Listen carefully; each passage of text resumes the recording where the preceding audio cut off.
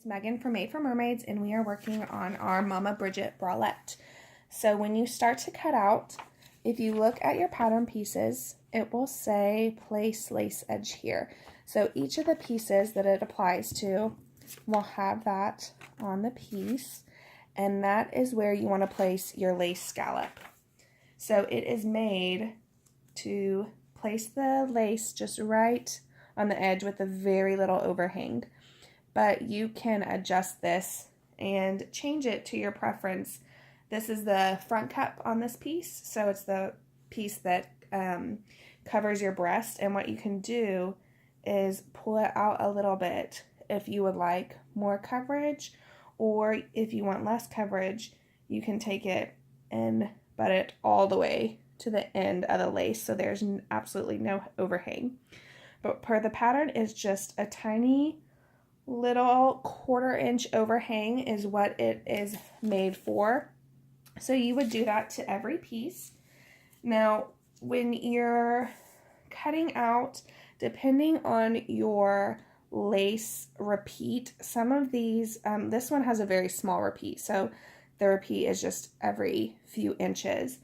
But depending on how nice you want to make this or how much it's going to bug you, if you want your cups to be exactly the same, sometimes the repeat is every 6, every 12 inches, and so you really have to, if you cut this one here, you're going to have to cut this piece opposite way over here to get exactly the same lace and flowers in there. And I hope that makes sense, but if you see, this one has a very easy small repeat on these flowers. They're all the same, but some of the more intricate laces will have a bigger floral print, and it'll be a repeat that starts here and then doesn't repeat again until way over here. So you just want to be mindful of that. Now when you cut these pieces out, per the pattern, it should have a 1/4 inch overhang. If you do want to move it a little bit, you can. All that applies to every piece except the strap. The strap piece is made to be cut right against the edge of the lace, so no overhang on the strap piece. You want it all the way against the lace. Now if you do pull your pieces, your racer back, your front cup, any of your back pieces, if you pull them away from the lace to change it up a little bit, you're going to have to adjust your strap width here.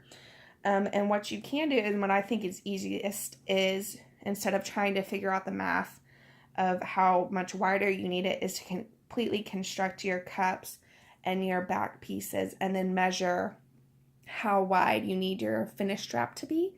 And then you can, divide that by 2, add a seam allowance, and that is how wide you would need your strap. All the pieces you would want to mirror. So again, you would cut this one, flip it over, cut this one, trying to get the same repeat if you want it to be exactly the same.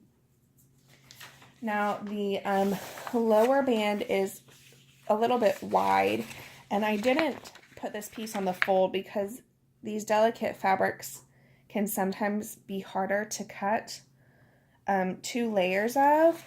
But if you're not using the double scallop lace, you can most certainly fold the lower band piece in half and then cut it on the fold if you wanted to. That's what I do, which is why mine is creased. Now when you are cutting, if you're not using the double scallop lace, you'll want to make sure to pay attention to the stretch directions on each of the pieces, because they might not be what you think that they are. So you need to pay attention so it all fits. And you can also, if you're using lace with the scallop on the selvage edge, you could of course line that up with that.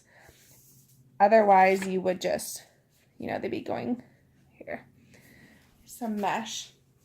So they would be laid out a little bit different if you were using yardage over the scalloped lace like that. You want to make sure that your stretch is going the right direction for whatever fabric you're using. I think that is it. You do want to make sure if you're using yardage that you have a stretch lace trim that matches or coordinates somehow so you can finish and you'll have a beautiful lace edge just like if you were using this. Now when you go to place your lace trim on there when you're actually constructing, you can do the same thing with the coverage like we did here, pulling it away. So you could place your lace right up against your cup. You could pull it off a lot for more coverage.